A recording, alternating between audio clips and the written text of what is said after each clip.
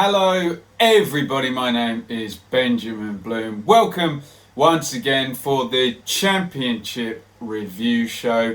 Game week number 5 is over. It's bank holiday today, so no live stream. I thought I'd just get this recorded in the afternoon and out because I know people have stuff to do on bank holidays with their families and whatnot. So 5 games gone, the end of the first 3-game week, 3 teams with the mega 9-point haul that we keep an eye on during the season, and International Week is looming, and we know what happens in International Week, don't we? If you're a manager and it's not going ever so well, you need to be looking over your shoulder. So maybe that might play into this first game as we talk Leeds away win at the moment hapless Stoke. It was Stoke 0, Leeds 3. Leeds march on, 3rd straight win for them, and they are one of the 3 teams to record a 9-point week. Incredible stuff from Leeds and Bielsa. Not to mention 3 straight clean sheets as well throughout this week. They're in brilliant form, and they have mirrored their 4 wins and a draw from their first 5 games last season. Brilliant. They take the lead on 42 minutes. Forshaw to Harrison to Hernandez. It's a ridiculous pass by Hernandez. He's quite a way out and he slides it in behind the fullback, but the weight of the pass is such that not only can the keeper not come and get it, but Dallas, who's going through, doesn't even need to touch it. He runs on to just a perfect assist and, gives the keeper the shoulder and sticks it the other way. 1-0 Leeds just before half-time. And 5 minutes after half-time, Alioski gets the second. He's in for Douglas today at fullback. Hernandez again, it's a 1-2. He's in that half position on the right-hand side with Klitsch. Into the box for Bamford. Low cross in. Alioski taps it in. And this is beautiful football. It's the centre forward, the central midfielders, all working the ball, moving the defenders around, leaving huge gaps, and it's the fullbacks coming in to capitalise. Total football, love it. 66, Bamford makes it 3-0. It's comical from Hernandez. It's laughable. He's not even in the 10 position. He's in the 8 position, way further back. One pass completely cuts out all of midfield inside the fullback. Alioski runs onto it, hits the shot, rebounds out for Bamford, who sticks in the rebound. Nice finish for his 4th goal of the season. Leeds look absolutely superb. Very much Leeds fans will be very much thinking, well, this is how we started last season. And it was about, correct me in the comments if I'm wrong, probably the middle of September, early middle of September, where they lose Hernandez and they lose Roof and just upset that early momentum that if they had last season, and if this season they keep going, they're going to have an almighty total after 10 games, maybe around the 25-point mark, and could be putting a gap in over 3rd place, let's just say. Brilliant start by Leeds. Just keep saying it though, the squad is small. I know there's quality in the 18, I know the youngsters are good, but key injuries were what did for them last season. Let's hope, for Leeds' sake, they don't get any. But let's talk about Stoke. It's really not looking good for Nathan Jones now. I've been a big advocate of stick to your principles. It worked for Luton. Luton are still playing the same way, and it still, as we'll find out later in the review, works for them, that clear philosophy. But, and I saw this with Paul Hurst, same point last season really, when you see a manager start to ditch the principles and they're just trying anything, throwing anything they can at the wall and hoping something sticks. New goalkeeper, Butland out, Federici in, 3 at the back now, Duffy starting off the front. So he's basically altering everything. We knew him for the tight diamond midfield. Not no more. And international weekend looming. He needs a win desperately, doesn't he? Leeds top, 13 from 5. Great start. Stoke bottom, 1 from 5. Terrible start. Let me know what you think if you support either of those teams in the comments. Another team that's had a brilliant start, an equally good start to Leeds, is Swansea. 3-0 over Birmingham at the Liberty. Fourth win in 5. And they didn't keep the clean sheets that Leeds did, but they scored 3 goals in each one of their games this week. Got gradually better through the week. 3-2, then 3-1, and then 3-0. Brilliant stuff. Big thumbs up for Steve Cooper. It's going beautifully. All the goals in a Liverpool-esque 12-minute kind of, what would you call it, little thunderstorm in the second half there. 63, there's a penalty shout. It goes out to Norton. I guess Birmingham don't reset after the penalty claim. He steps inside, makes space, fires it in right-footed. 68, Van der Horn steps out. I think his value's going up this season, isn't it, Mike Van der Horn? He steals it, feeds Selena. He's dropped off that 10 position, inside left, half position. And he's in great form, isn't he? I know a lot about Selena from his year on loan at Ipswich. There is a real player in there. Maybe this could be his coming out season if he can put, I don't know, 12 to 15 goals on, some assists, keep it consistent as well, sort out his teamwork, can be a great player. He charges in, great finish on the left foot, his second goal of the week. 75, Baston, penalty, 4 in the last 3 for him, 5 for the season. Now, for the Spaniard, who I didn't even know was there, frankly, last season when I was worried about McBurney going. Outstanding from Swansea. And within the first month of the season, we look out for these, see if we get them. We had top versus bottom. Next weekend, we'll cover it in the preview. Leeds versus Swansea. Lick your lips at that one. Birmingham, a second heavy defeat. Bit inconsistent, Birmingham, aren't they? They've won the games you think that they kind of should, although I suppose it was a bit of an upset win, Brentford away. But the heavy defeats against Forest away and against Swansea away, both 3-0, a little bit worrying. I've heard great things about the new midfielders for Blues, but why the inconsistency? Let me know in the comments if you have an idea on that for what Pep Clotet's trying to do. Swansea second, 13 from 5. Blues down in 15th, 6 from 5. Next, Charlton 1, Brentford 0. Charlton do it again. Unbelievable stuff from Bowyer. Charlton and Brentford, we can sum this up quite quickly, even though I won't. I'm sure I'll waffle for 3 minutes about this game. But Charlton seem to be the team best at taking the chances. Brentford seem to be the team worst at taking the chances, if I was summing up this game.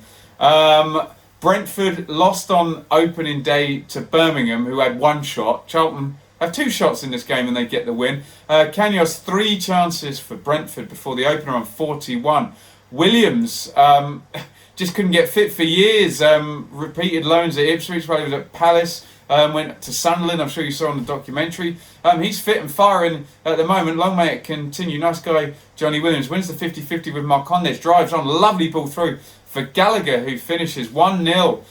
Gallagher, 3rd goal in 4 from that midfield spot. I'm sure getting some good tutoring from Lee Bowyer, who liked to goal from midfield himself. Only 19 as well, Gallagher. Brentford, best chance. Huge scrambly passes. They have 3 sights of goal, and Charlton players throwing themselves and blocking. I'm sure that won't have done the XG any favours from Brentford's point of view. Outstanding from Charlton, outstanding from Bowyer. Don't want to be a killjoy. The metrics say it's not going to continue to this level. Hey, you never know. And that they're just really performing out of their skin at the moment. But who cares if you're a Charlton fan? They're managing games way better than a lot of seasoned Championship teams. Big thumbs up for Lee Bowyer there. Brentford, really poor start. Love the squad, love the recruitment. He's struggling with the huge turnover though, isn't he, Thomas Frank? The metrics say the opposite to what they say for Charlton. They say that Brentford are creating lots of chances and should be winning, but it is what it is. You've got to win the games on the pitch. And the Justice League, as Dean Smith used to call it, isn't the league that gets you promoted or relegated, is it? So 2 goals in 5 games as well from Brentford. Is that a direct consequence of Mopai going? Who knows? But from their mighty high XG, they should be a lot higher. Charlton 3rd, 11 from 5, love it. Brentford 19th, 4 from 5, poor, don't love it. Hull 1, Bristol City 3, here it comes, 9-point week for Lee Johnson. Now, somebody asked me, I can't remember who it was on YouTube or Twitter or something, stop calling him Streaky Lee. Okay, I promise I will stop calling him Streaky Lee, but if we get some weird 6-game losing streak where Bristol City are favourites in all the games, followed by another 5-game winning streak where they're underdogs, I'll start again. All joking aside, brilliant stuff from Johnson, brilliant week. When Pack and Patterson went on deadline day, you could see it was a proper, no, this is going to be a new team. And I kind of like what they're doing there, that they do back Johnson in this way and, you know, build a new team. They need to give him another 2 years with this team now, don't they, to fulfil this plan through. Webster and Kelly had gone early in the summer, but it's clicked very, very quickly, hasn't it? 41, a Phobie with a penalty. Rowe, good involvement. You'd love to see this from a wing-back, not passive at all. The attack's developing and he charges past everybody, and when the ball goes loose, he nicks it. Stewart wasn't as alert as Rowe was and takes him down. Penalty. Phobie gives it to Sale, sticks it down the middle, 1-0 Bristol City. But you're playing against Jared Bowen, aren't you? And he gets the equaliser just before half-time. And I think to all Championship fans, when they saw Bowen getting played in from just about the centre circle, you're like, well, he's on his right foot. It's going to be a goal, isn't it? We may as well take it back to halfway now. Bowen, rightfully runs through, sticks it in. I do wonder if Young Moore, the centre half, was a little bit more alert. Could have played him offside there, but Bowen, just brilliant Championship performer, third of the season already. I'm sure many more to come from him. 78 and 80, the next two goals. Burke own goal. Hunt, the right wing back this time, involved. Lovely cross. Burke sliding in. Keeper comes out. Own goal. 80. Vyman this time down the right. Quick double sucker punch here. Lovely cross by Vyman. A Phobie sticks in his second of the game and his third already of his loan move from Stoke City. This looks great for Bristol City. All of a sudden, I was worried. In the same way with Brentford, how long is this going to take to gel? Well, you've got two opposing scenarios here. It's gelled very, very quickly for Bristol City, hasn't it? Wing-backs contributing really well. Rowe wins the penalty. Hunt sets up the second goal. You've got Masengo, the youngster. Nagy, the new guy. Brownhill can be the central midfield pairing. You got two number 10s now. Vyman can do it. Palmer, who I'm really excited about this season, can do it. And then you've got three possibilities up front. Phobie and Jeju started this one, but Vyman gives you pace and maybe a little bit less erratic, certainly, than Jeju. I've got to show Lee Johnson some love and not call him Streaky Lee. Congratulations, Lee. Brilliant week. Hull, bad week. 1 point from 3 games. Only 4 goals this season, and Bowen has scored 3 of those. So you can see the kind of pressure on him. I'm sure he's fine with that, but he could do with a little bit of help from some of his teammates. Bristol City 4th, 10 from 5, 2 points per game out of nowhere. Hull 20th, 4 from 5. Fulham 1, Forest 2. After all that excitement, 84% possession, hammering Millwall. Oh, it's all clicked, Ben, it's all clicked. And Fulham lose at home in the next game. Forest sitting back, they let Lewis Grabban do the damage. He is a specialist in the Championship, isn't he? 4th minute. It's a great goal, this as well. Lots of passes before, but it's Lolly then out to Robinson. Great cross from the left-hand side.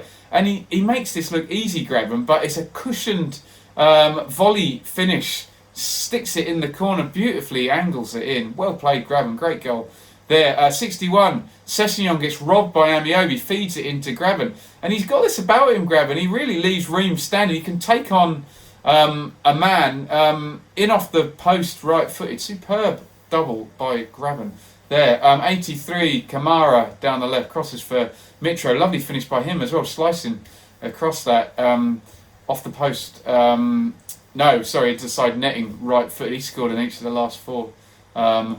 Mitro, great stuff there. Love this from Forest, nice and settled. Lamouchi giving as good as he gets in the media as well. Jenkins has come in at right back now, otherwise a familiar look. 7 points this week. Pattern of play looking good for Lamouchi. Grabban getting the goals, Lolly contributing. It's what you'd want if you're a Forest fan. Big thumbs up there. No defeats since opening day. Fulham, they look like they clicked. They had that outstanding performance against Millwall. But they lose this one. Forest did a number on them. I'm sure a lot of teams will be looking at what strategy Lamouchi used. I wasn't there, I cannot tell you. Still well positioned though after the 3 straight wins. Fulham 5th place, 9 from 5. Forest 9th, 8 from 5. In 6th place we have Preston, who beat Sheffield Wednesday 2-1. Both these teams have won all their home games and lost all their away games, so this goes completely true to form with Preston, the home team, getting the win. 2 goals for Daniel Johnson, 2 penalties for Daniel Johnson, 2 fouls by Moses Odebajo, the right back, both on Sean Maguire. Johnson has 4 in 4. Great start to the season from him. He's younger than I thought as well. Been doing it a long time, Johnson, but 78th minute, Fletcher gets one back. Lovely cross from Reach. Nice header in for 2-1. Preston move into the top 6. Need to add some away form. They're not going to win all of their home games, so can't rely on that, but certainly something good there. The upside is a top 6 side if he can pick up away points and keep that home intensity going. Alex Neil. Wednesday, well, they're exactly the same category, aren't they? For both these teams to convince me they're a 4th to 10th place team, it's win at home, draw away, that old cliche for you, 2 points per game. So consistency for both needed. Both on 9 points though. Preston 6th, 9 from 5. Wednesday 7th, 9 from 5. Here was my game this weekend, the one I was at. Derby 1, West Brom 1. So check out my review of that, the early kickoff.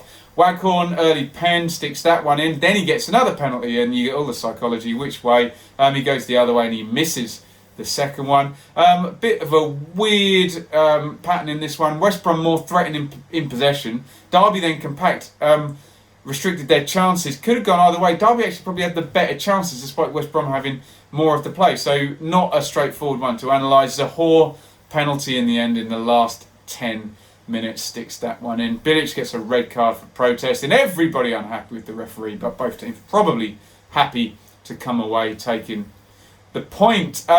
Both teams, however, though, Bilic and Koku will think it's a bit too draw heavy. Both 3 draws from 5. Derby no wins in 4. West Brom unbeaten.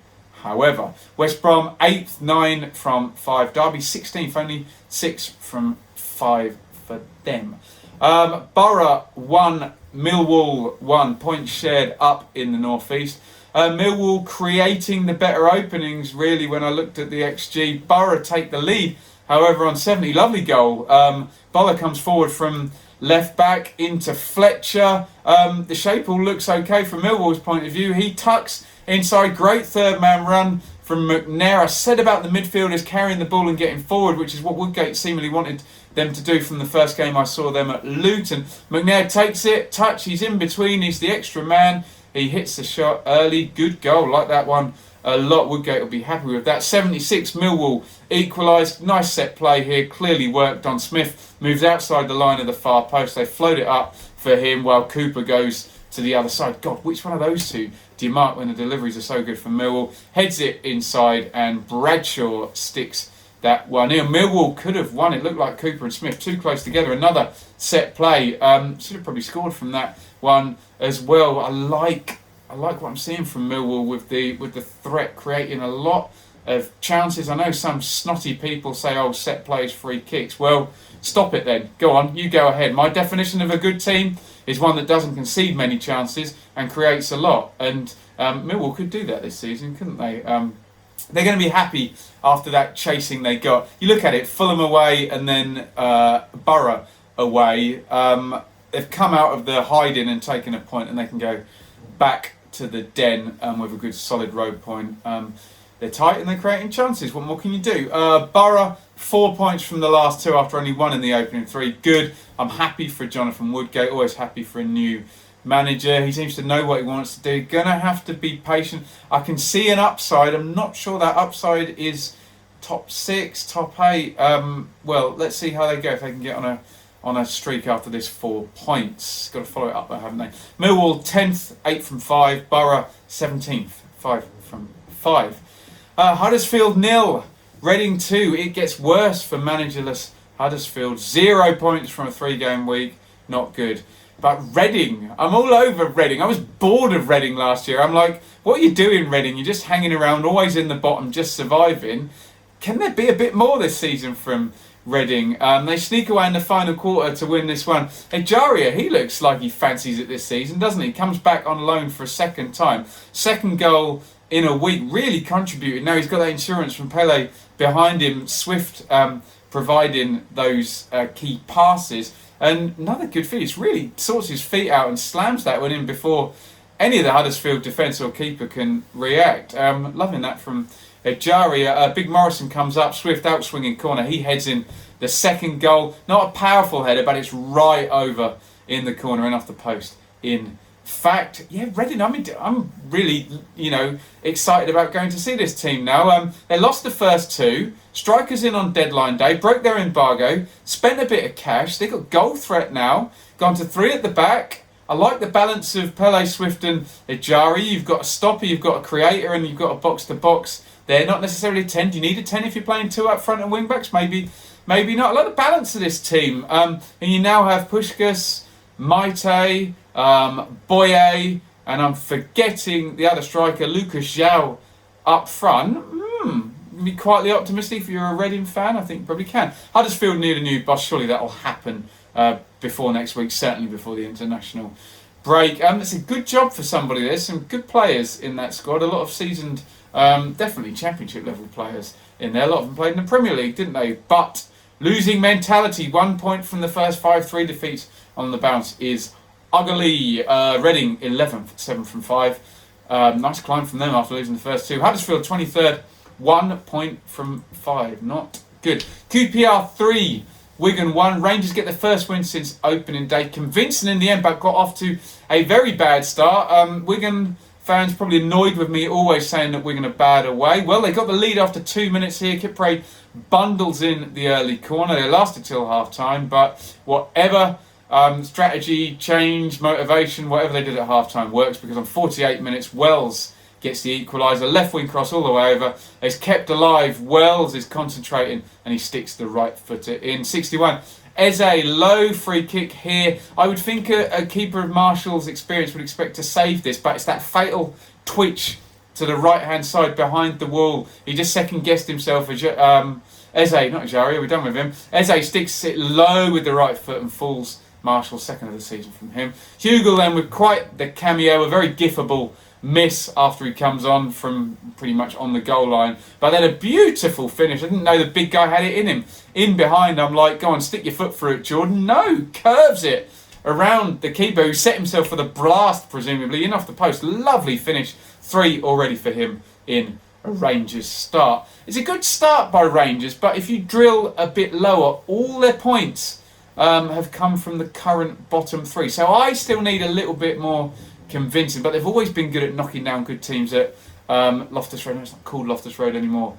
Sorry, the KPI. Sorry, excuse me, because I know that's for a good cause, that renaming. Let me do some research on that. Wigan, worst run of form in the league. 4 straight defeats after beating Cardiff on the opening day. Not good, whichever way you slice that. Is it Rangers 12th, 7 from 5. Wigan 22nd, 3 from 5. Blackburn 0, Cardiff 0. Wind back my preview. I said Warnock's going to shut this one down. It's either going to be 0-0 or they're going to win 1-0. I don't get many right, so I'll take that one. Cardiff very loose in the first 2 away games. They wouldn't have expected to concede 6 goals against Wigan and Reading, so a 0 in the goals against column will suit Warnock 5, who no doubt he plays the long game. Will say, look, if you can keep a clean sheet in your away games, I don't care if you draw, as long as you win the home games. That's what they've done so far, and my expectation is still that Warnock will be a serious challenge with Cardiff this season. Both sides hit the post though. Derek Williams for Rovers, Joe Rules for Cardiff.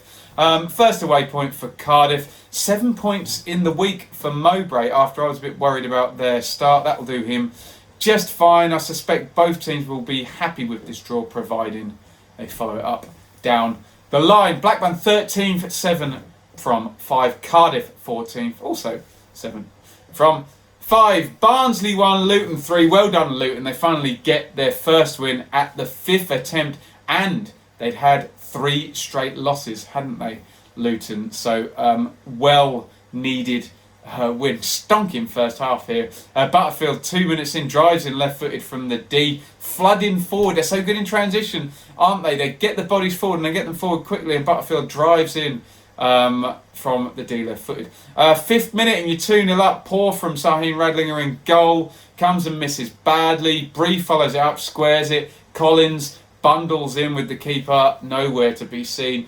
You don't want to set out all your plans and be 2-0 down after 5 minutes. Love this 31st minute goal. Cornick unapologetically just smashes this in after the free kicks not cleared. No messing about there. 3-0. They could have had a 4th actually. There's a clear chance in there as well in the highlights. 72. It's a consolation. I was worried when I saw it going down. I was thinking Luton don't mess this up. Wilkes, who I like the look of in the first game, looked like he was really at it against Fulham. He steers home Mowatt's cross for a consolation. Sluga cannot keep a clean sheet.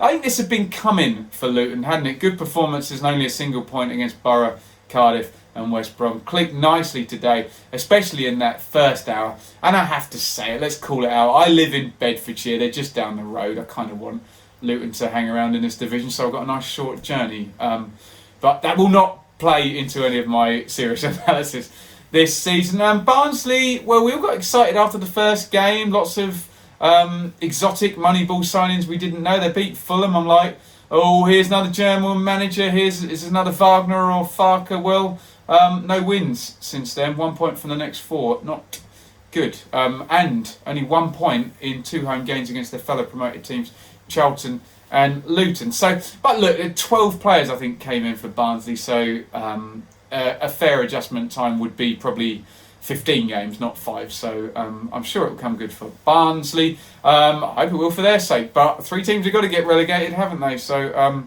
someone's got to be down there. And Barnsley are not in that zone just yet. Luton 18th, 4 from 5. Barnsley 21st, 4 from 5. That's it for all of the games. Let's do a couple of individual things. Top scorers now. This makes some sense. Baston with 5 is out in front on his own. Bamford, Lyle Taylor, Mitrovic, Graben, Daniel Johnson, all on 4. Hot on his heels. Great starts for all of those guys.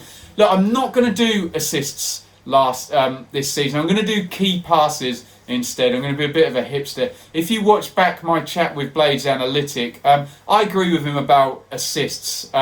They don't really tell a hell of a lot, and certainly as much as key passes do. My argument is Jonas Knudsen, hulking left back for Ipswich last week, lobs the ball up in the air at the start of the previous season. David McGoldrick volleys it in beautifully. He gets an assist, whereas a perfect through ball that's missed by the striker doesn't get rewarded. I'm going to reward key passes, and it's John Swift for Reading. I know he takes all the set plays, but always been a progressive passer. Swift, the analytics guys like him. He's out in front.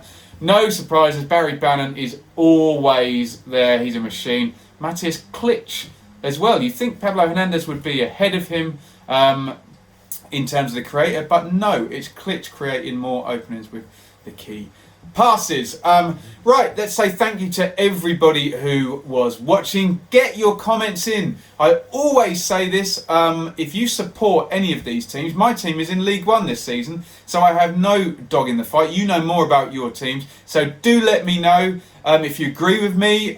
If you disagree with me, you think you can add anything to my analysis, please say, but let's not have the horrible shouting in traffic. Smarten me up rather than yell at me on the YouTube in the comments. I want to hear from you. Let's just try and make this channel a civil place where we don't get the stupidity that we do in a lot of corners of YouTube football media. Follow me on Twitter at Benjamin Bloom. Hit subscribe.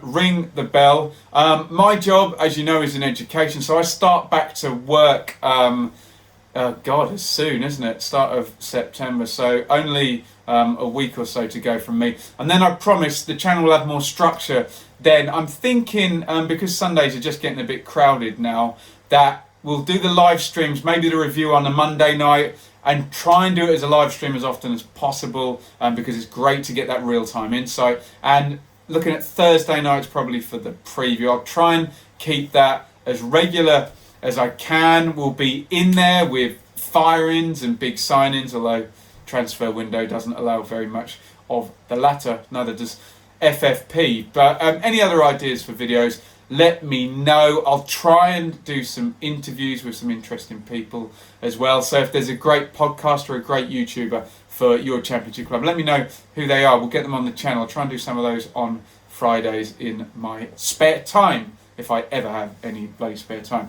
Doesn't feel like I have at the moment. And that being said, I do work a full-time job, well, a couple of full-time jobs and a part-time job. I do this for fun. I'd love to do this full-time. Wouldn't that be great? So I've started a Patreon. You can help me out there. It's $5 the tier a month. It's the equivalent of buying me a pint of lager or a coffee. Or think about it, just a little bit of help with some tickets and some travel. I want to get to as many games. This will always be free on YouTube. If you want to watch for free, please do. But if you feel like helping out, helping a guy maybe get towards a chance where, imagine I could do this full time, the analysis could be better, I could do more videos, I could get to more games. Maybe that dream can come true with the Patreon. So I'll stop the plug-in with that, but if you feel like you want to do that, patreon.com/Benjamin Bloom, your name will appear at the end of this video, and then hopefully as it grows I can offer a little few more perks to my patrons. At the moment it is really help a brother out.